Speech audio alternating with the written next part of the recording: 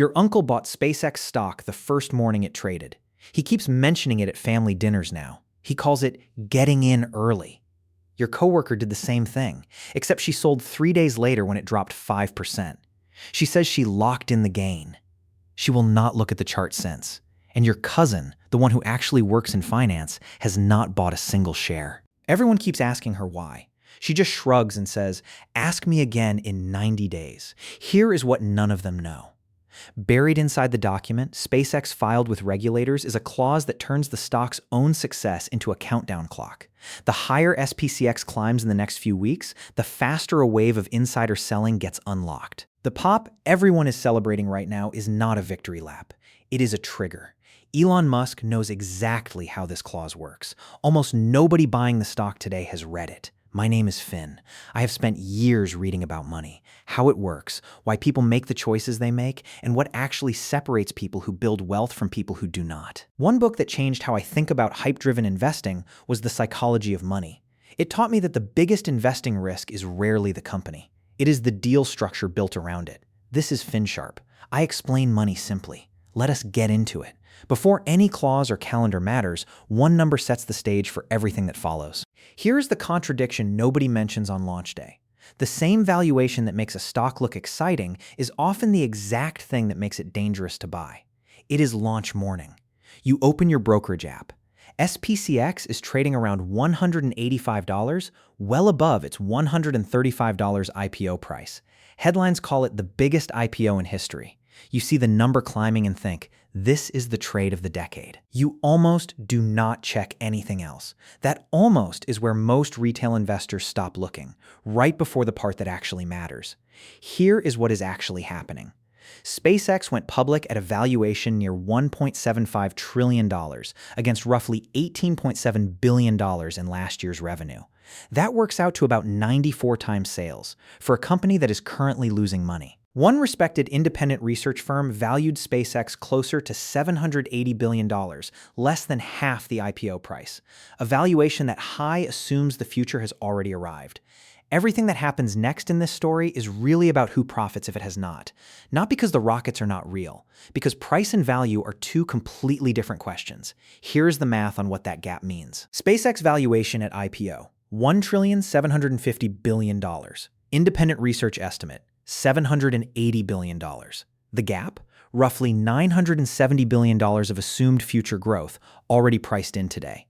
That is nearly $1 trillion of optimism baked into the stock before a single quarter of public earnings exists. Buying at 94 times revenue means you are not betting on the company. You are betting on the gap closing in your favor. That $1 trillion gap explains why the price is stretched. It does not explain why a specific clause makes the stock's own rally dangerous. Here is the paradox almost nobody catches. The stronger SpaceX performs in its first few weeks, the faster insiders get permission to sell into that strength. It is a Tuesday afternoon, 2 weeks after the IPO. SPCX has been grinding higher, closing above $175 for the third day this week. You check the price, feel good about your timing, and have no idea that number, $175, is not random. It is a threshold written into the prospectus. That threshold is the part the headlines never mention. Here is what is actually happening. SpaceX's lockup agreement includes a performance trigger. If SPCX closes 30% above its $135 IPO price, that is $175.50, for 5 out of any 10 consecutive trading days before the company's first earnings report, an extra 10% of insider shares unlock early, on top of everything else already scheduled. The futures market priced SPCX around $155 even before trading opened, roughly 15% above IPO price already. That means the $175.50 trigger was never some distant target. It sits only about 13% above where the market already expected the stock to open.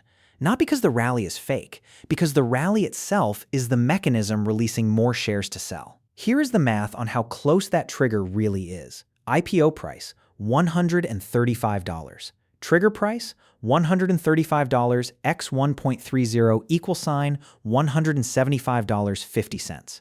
Pre-market expected price, roughly $155.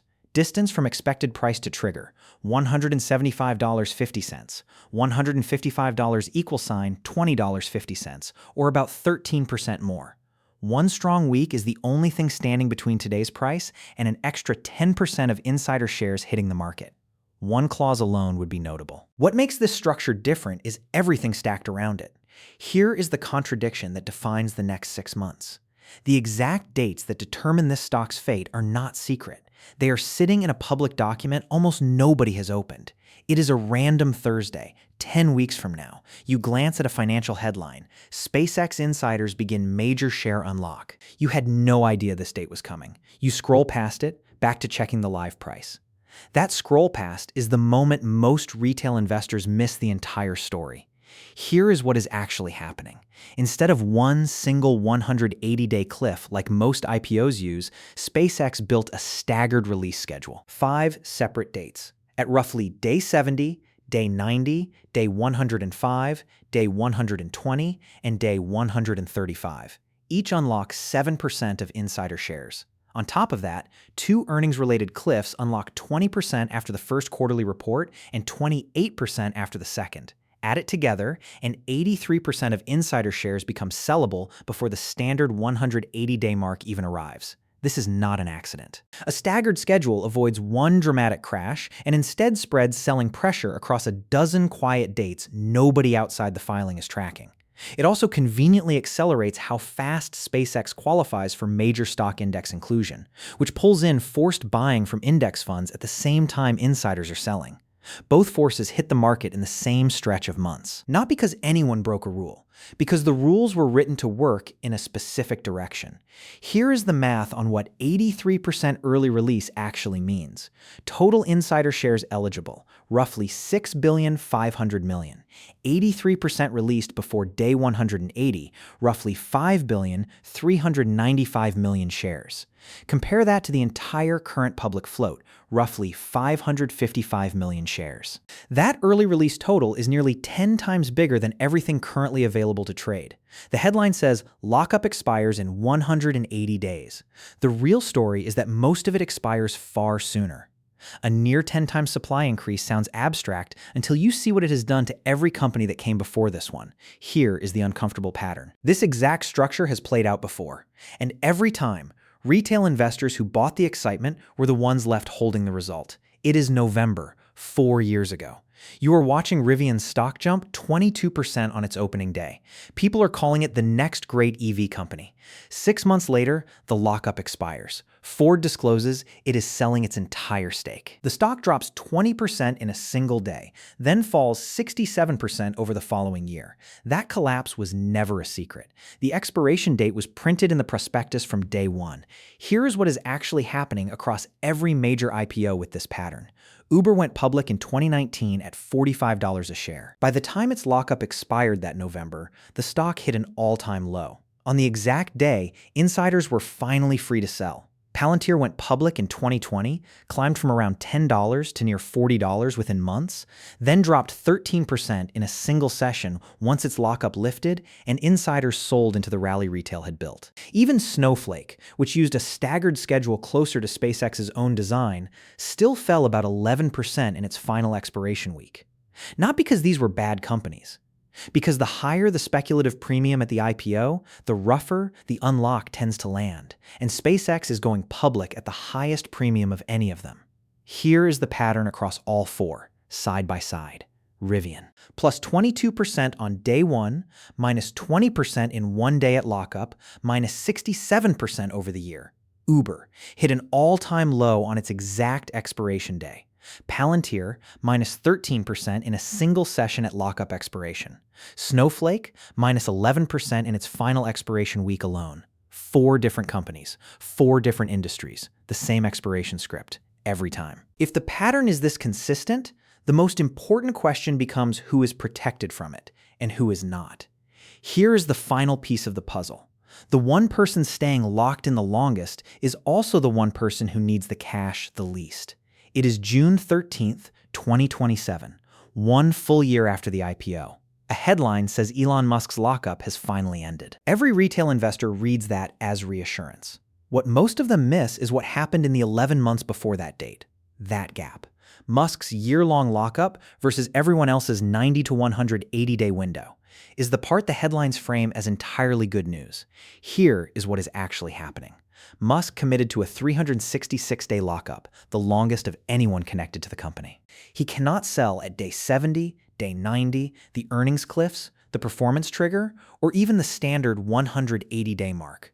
On its own, that is a real signal. The founder is not dumping shares on day one, but every other insider, early employees, venture firms, executives, is on the much faster staggered schedule already covered. Their first chance to sell starts within the next 90 days. By the time Musk's lockup even lifts, the rest of the inside has had a full year of unlock windows to sell directly into retail demand. Not because Musk staying in is meaningless, because his staying in does nothing to slow down everyone else's exit. Here's the math on what that timing gap actually means. Musk's locked shares, roughly $6.4 billion, untouched for 366 days. Everyone else's eligible shares, sellable starting around day 70, roughly $6.5 billion. Even with Musk completely frozen out, a supply roughly equal to his entire stake is already free to hit the market within the first 135 days. The founder gets the credit for staying. Everyone else gets the doors to leave through. Your uncle, still bragging about getting in early, has not opened the prospectus once. He is holding shares bought at the loudest, most expensive moment of the entire timeline, 3 days before the performance trigger window even opened.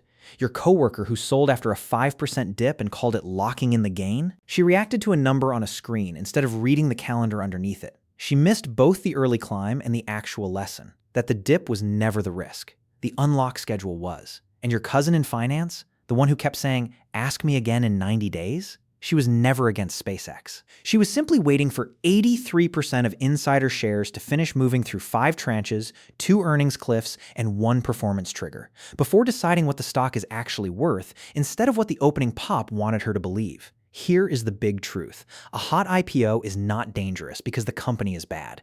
SpaceX's rockets are real. Starlink's revenue is real. The danger is that the deal itself was built with dates, triggers, and tranches almost no retail buyer ever reads. All of them sitting in public documents, in plain language, months before the price action even starts. The number on your screen today is loud. The calendar underneath it is quiet. If this changed how you look at hot IPOs, there is more where this came from. FinSharp exists to explain money in a way that actually makes sense. Subscribe so you do not miss what comes next. And remember, the best investors are rarely the first ones in. They are the ones who read the document everyone else skipped.